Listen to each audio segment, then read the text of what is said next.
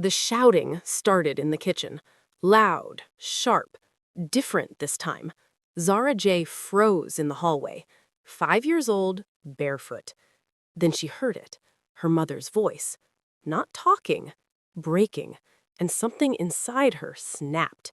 She ran, fast, down the long passage, past the silent walls, straight toward the kitchen, where her father's voice was rising, and her mother wasn't fighting back. She reached the doorway and stopped. And what she saw on the other side of it, her mother pressed against the counter, her father's hand already in the air, turned every soft thing inside a 5-year-old girl into something else entirely. Zara J stepped into that kitchen. She spread her arms wide, and she looked her father directly in the eyes, this man that full-grown men crossed the street to avoid, and she said, in a voice as quiet and certain as a verdict, "If you want to hit my mummy, you have to hit me first." Nobody moved. Nobody breathed. The most feared mafia boss in all of Korea could not move his hand. But that is not even the most shocking part of this story. Stay with me, because by the time this is over, you will understand that Kang Jae-won did not just marry a woman, he married a secret. And that secret has a name. And that name, when it finally walks through his front door, is going to bring his entire empire down around his feet. If you are new here, subscribe right now and turn on your notifications, because part 2 of this story will destroy you in the best possible way, and you do not want to find out what happens from someone else's comment section. Now, let us go back to the beginning. There was a time when Kang Jae-won was different. The people who knew him then would tell you this with sadness in their eyes, not because they missed him, but because they understood that what he became was a choice he made slowly, one decision at a time, until turning back required more courage than he had left. He had built his empire from nothing, from the violent, hungry back streets of Incheon, where he grew up with empty pockets and a full understanding of how the world actually worked, to the glass towers of Seoul, where he now sat at the top of a criminal network so large and so embedded that certain government officials knew better than to look at it directly. He had done it through intelligence, through calculated brutality, through an instinct for power that felt almost biological. By 35, there was no one above him. The Lim family respected him. The Beck family feared him. The Chung family had tested him once, only once, and what followed became the kind of story told in whispers for years. Kang Jae-won did not lose. It was the one truth his entire world was built on. And yet, this same man, this untouchable, feared, calculating man, had fallen so completely in love with a woman named Neka that his own lieutenants did not know what to do with the information. She had come from Nigeria 7 years ago, 24 years old, brilliant and warm, carrying herself with a quiet confidence that did not announce itself, but simply existed, like gravity. She was at Yonsei University on a scholarship studying international business, and she had walked into a faculty dinner Jae-won attended only for appearances, and something inside him had simply stopped working normally. He watched her from across the room for 40 minutes before he approached her. She looked at him, assessed him in 3 seconds, and returned to her conversation. He had never been dismissed in his life. He found, to his complete bewilderment, that he wanted to earn her attention rather than demand it. He pursued her for 8 months. She made him wait. She made him prove himself, not with money or power. She was entirely unimpressed by both, but with consistency, with honesty, with the willingness to sit across from her and answer questions no one had ever dared ask him. One evening, over dinner in a small restaurant in Mapo, she had looked at him across the table and said, "Jae-won, what kind of man do you want to be remembered as?" He had stared at her. "Nobody has ever asked me that," he said. "I know," she said simply. "That is why I am asking." He had sat with that question for 3 days before he called her with an answer. That was when he knew he was finished. A woman who made Kang Jae-won think for 3 days before responding was a woman unlike anything he had ever encountered. He had faced armed men in dark rooms without blinking. But sitting across from Neka, trying to answer her honestly without hiding behind the armor he wore everywhere else, that was the hardest thing he had ever done.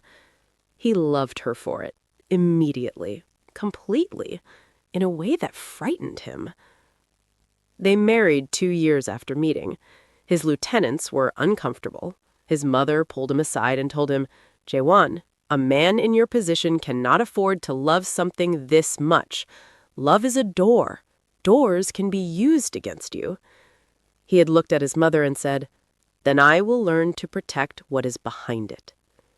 He had not understood then that the person who would eventually destroy what was behind it was himself. For 3 years, the marriage was everything. Neka built a home inside the fortress of his life. She learned Korean with a stubbornness that made his staff adore her. She cooked food that made his most dangerous lieutenants sit at her dinner table and temporarily forget they were dangerous. She brought warmth into rooms that had only ever known transaction and threat. There were nights he came home from things he would never tell her about, things that required him to be a version of himself he was not proud of, and she would look at him across the room and say nothing, simply open her arms, and he would cross the room and hold her and feel, for a few minutes, like the man she believed he could be. When Mira was born, their first daughter, arriving perfect and screaming, Jae-won stood in the hospital corridor and wept in a way that startled his own bodyguards. "Boss," one of them said carefully. "Are you?" "Get away from me," Jae-won said, wiping his face. "I am meeting my daughter." He had been happy. Genuinely, completely, terrifyingly happy. That was the cruelest part of everything that followed. He had held happiness in his hands, and he slowly, deliberately put it down. The problem had a name, though Jae-won would never have said it out loud. The problem was expectation, tradition, the invisible architecture of everything he had built and everything it required to survive. His empire needed a male heir, a son who would carry the Kang name forward, who would sit at the head of the table when Jae-won was gone, who would signal to every rival family that the bloodline was not ending. This was not simply his personal desire, it was the unspoken agreement at the foundation of his entire world. When Neka became pregnant the second time, Jae-won was certain.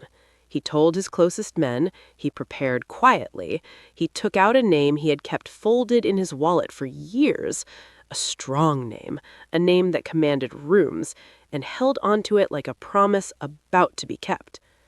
The day the doctor said it was another girl, Jae-won said nothing. He drove home alone and sat in the underground parking garage for 2 hours in complete silence.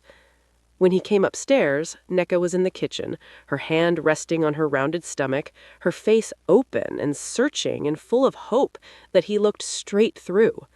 He walked past her into his study without a single word. That silence was the first blow. It left no bruise anyone could see, but Neka felt it pass through her like cold water, and she stood alone in that kitchen for a long time afterward, her hand still on her stomach, understanding that something had shifted in a way that was not going to shift back. Zara arrived on a rainy Thursday in October, one fierce, powerful cry, like an announcement, and then quiet. Alert eyes scanning the room as if she had arrived with the full intention of understanding everything about it. Jae-won was not at the hospital. He sent flowers. Neka looked at the flowers for a long time, then she looked at her newborn daughter. Then she picked Zara up, held her close, and said quietly into her small ear, "You and me, my love, you and me." The distance between them grew the way distances grow when both people can see it happening, and neither one says so out loud. Jae-won was home less. When he was home, he was somewhere else behind his eyes. Neka learned not to ask about the calls that took him out of rooms. She learned not to ask about a lot of things. Dinners became exercises in endurance. Mira, 7 years old and already too sensitive for the atmosphere she was growing up in, had started filling every silence, talking about school, about her drawings, about the shape of clouds, just to push back against the weight of her father's absence even when he was sitting right there at the table. One evening, J1 had looked up from his phone mid-dinner and said, "Must she talk this much?" Mira stopped mid-sentence. Her small face went careful and blank in the way that broke her heart every time she saw it. "She is 7 years old," Naneka said, her voice perfectly level. "Talking is what 7-year-olds do." Jaewon looked at her for a moment. Then he returned to his phone. Mira did not speak again for the rest of dinner. Zara, 3 years old, watched all of it from her side of the table with those quiet, ancient eyes, her spoon moving slowly in her food, her gaze moving slowly between her parents, and said nothing. Then came the night Naneka found the messages. She had not been looking. She needed to be clear about that, even to herself, standing in the kitchen past midnight, his phone lighting up on the counter while he showered. She had simply seen the screen, seen the name Park Seon, seen enough words beneath it to understand, with the terrible clarity of a woman whose instincts had been trying to tell her something for months, that her understanding had been correct. She stood there for a long time. Then she set his phone back down exactly as it was, turned off the kitchen light, and went to bed. She did not confront him that night. She carried it instead, folded it inward the way she had learned to fold everything, and kept moving. She poured it into her work, into her daughters, into the small private consultancy she had been quietly building for 3 years. Her own clients, her own income, her own thing that existed entirely outside of his world. She had built it carefully, the way women build things when they sense, without saying so, that they may one day need something that belongs only to them. It was that consultancy that started the first real fight. Jaewon came home one evening and announced, without looking up from the documents he was carrying, that she needed to shut it down. It was embarrassing. People were talking. His wife running around Seoul working. What did that say about him? What were people supposed to think? Nanekon looked at him across the room. "My work," she said slowly, "is not about you." "Everything you do reflects on me," he said. "Then perhaps," she said, "you should start giving me something worth reflecting." The room went very quiet. Jaewon set his documents down on the table. He turned and looked at her with an expression she had not seen him before. Not anger, exactly. Something colder than anger. Something that had made its calculation already. "Watch how you speak to me," he said. "Watch how you speak to your wife," she said back. His hand moved. He stopped himself that first time. The hand dropped before it landed, something crossed his face, a brief flicker that might have been the last remaining piece of the man he used to be, registering what he had nearly done. He turned and left the room. Naneka stood absolutely still, listening to her own heartbeat, and waited for an apology. It never came. Not that night, not the morning after, not ever. 3 weeks later, over spilled juice at a dinner table in front of his daughters, he did not stop himself. And after that, the violence became a pattern, a weather system with its own signals and its own seasons. Naneka learned to read it. The tightness in his jaw when he came home, the way he set his keys down, hard, deliberate, that told her what kind of evening was loading. The specific silences that meant she needed the girls in their room with the door closed before whatever was coming arrived. One night, after he had gone to bed, Mira crept into the kitchen where Naneka was sitting alone in the dark. She climbed onto the stool beside her mother and sat there quietly for a moment. Then she said, "Mommy, are we going to be okay?" Naneka looked at her daughter, at this 7-year-old child who had already learned to read a room like an adult, who had already learned that love could live in the same house as something that hurt you. She pulled Mira close and held her. "Yes," she said. We are going to be okay. She said it with enough conviction to make it feel true, but sitting there in the dark kitchen with her daughter pressed against her side, Nneka was not sure she believed it yet. Zara was different from her sister in ways that were impossible to ignore. Where Mira absorbed the tension of the household and became anxious, Zara absorbed it and became still, watchful, as if she was gathering information for a purpose she had not yet revealed.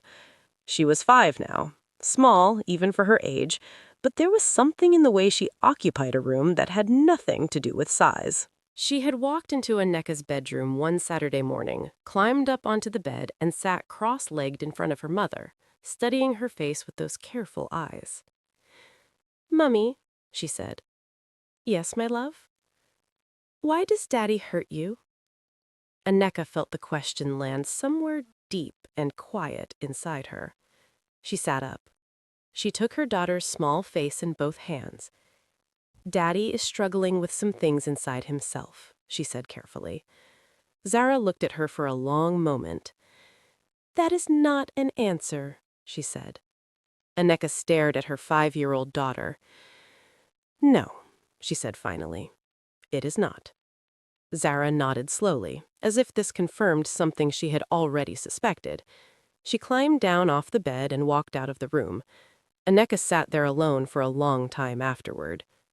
Then came the Friday that rearranged everything.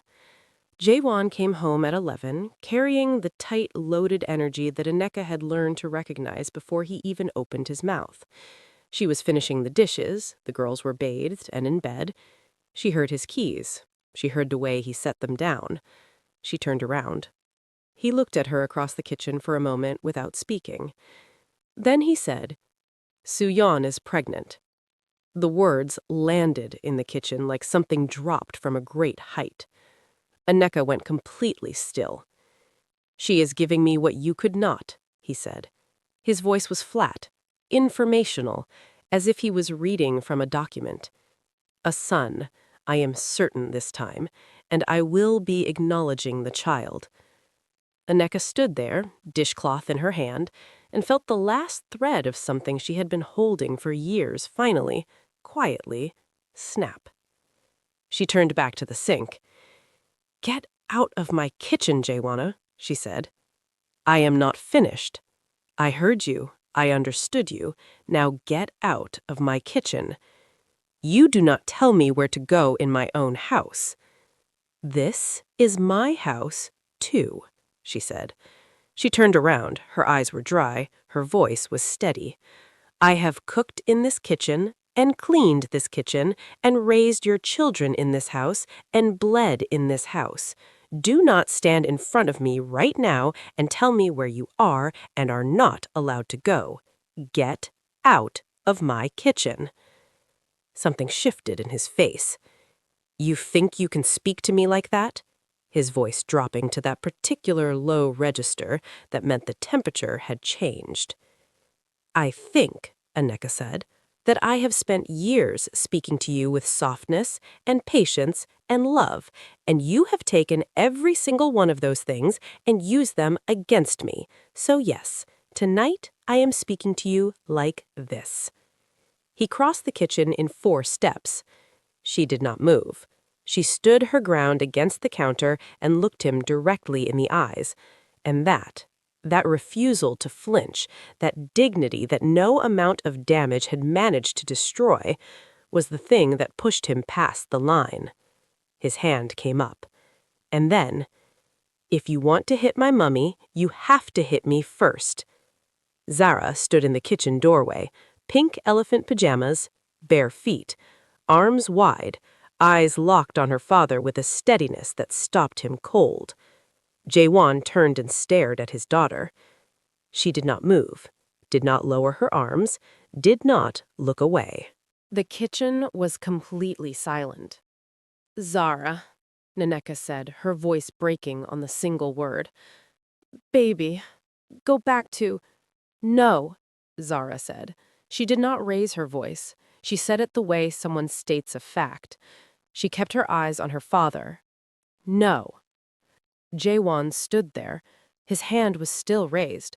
His 5-year-old daughter was standing between him and her mother with her arms spread wide, staring at him without blinking, and he could not, for reasons he would spend a long time afterward failing to fully articulate, he could not move. From the hallway behind Zara, Mira appeared. She was pressed against the wall, both hands over her mouth, her whole body shaking with silent sobs, tears running down her face. The four of them stayed frozen in that kitchen for what felt like a very long time. Then Zara said, still quiet, still steady, her eyes never leaving her father's face, "We are not scared of you anymore, Daddy, me and Mira. We decided." Something moved across Jaewon's face. Something complicated and too late and impossible to name. He lowered his hand. He looked at Naneka. He looked at Zara. He looked at Mira in the hallway, sobbing silently against the wall. And then he turned and walked out of the kitchen, out of the front door, into the elevator, down 43 floors, into the night. The front door closed behind him. Naneka's knees gave way, and she sank to the kitchen floor. Zara walked across the cold tile and sat down directly in front of her mother.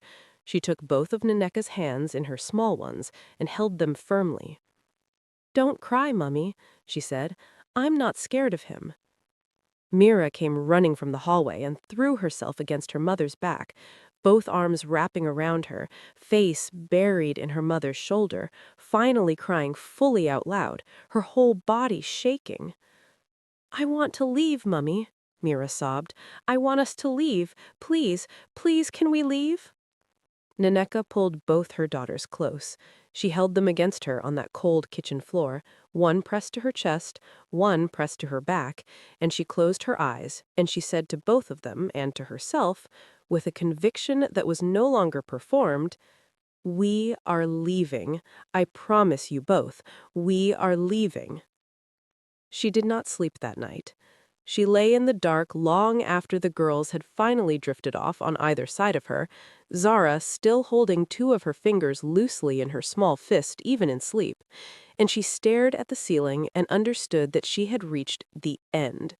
Not just of the marriage, she had known the marriage was over long before tonight. This was the end of the silence, the end of the endurance. The end of the version of herself that had been slowly disappearing inside this apartment. She thought about her mother. Her mother, who had died when Neka was 19. A quiet, steady woman who had raised her alone and never fully explained certain things. The photograph kept inside her Bible of a man whose face was half turned from the camera. The money that arrived on the first of every month from an account with no explanation. The way her mother sometimes looked toward the window in the evenings with an expression that lived in the neighborhood of longing, but was too dignified to be called grief. The week before she died, her mother had pressed an envelope into Neka's hands. Inside was nothing but a phone number, written in careful handwriting, and beneath it, 6 words. "If everything fails, call this number." Neka had asked who it was. Her mother had looked at her for a long moment. Then she said quietly, "Someone who loved us more than he knew how to stay." Neka had kept that number for 6 years. She had transferred it from phone to phone carefully, the way you carry something you do not fully understand but cannot release. She got up at 3 in the morning. She stood at the window and looked out at Seoul. The lights, the bridges, the Han River running dark and silver far below. She thought about Zara's arms spread wide in the kitchen doorway. She thought about Mira pressing her hands over her mouth to make her crying silent, because at 7 years old she had already learned that making noise was dangerous. She picked up her phone. She found the number. She pressed call. It rang once, twice. A man's voice answered, deep and unhurried, and carrying in it something she could not name, but that hit her immediately, somewhere behind her ribs. It was a voice that sounded, inexplicably, like safety, like the specific kind of safety she had forgotten existed. "Hello?" Neka opened her mouth, closed it, tried again. "I don't know if you know who I am," she said. "My mother gave me this number. Her name was—" The voice changed. Not louder, not softer. Something beneath it shifted, like a man who has been holding himself very still for a very long time and has just heard the exact sound that tells him the waiting is finally over. "I know exactly who you are," the voice said. Neka's hand pressed flat against the cold glass of the window. "Are you safe right now?" the voice asked. She felt her eyes fill so fast she could not stop it. "No, not for a long time." 3 seconds of silence. Then, "I'm coming." The city glittered 43 floors below. Neka stood at the window, and for the first time in longer than she could remember, she allowed herself to believe that something was about to change. She did not know yet who was coming. She did not know yet what his arrival would mean for the man who had spent years treating her like she was nothing. But somewhere in Seoul, in a building even taller than this one, in a room that very few people in the world were permitted to enter, a man was already reaching for his coat. And the name Kang Jae-won, a name that made powerful men go quiet in rooms across the entire country, was about to mean something very different than it ever had before. If this story moved you, drop a comment below right now. Tell me what Zara did to you when she spread those arms. Like this video, share it with someone who needs to hear it, and subscribe so part 2 finds you the moment it drops. Because the man who just said, "I'm coming,"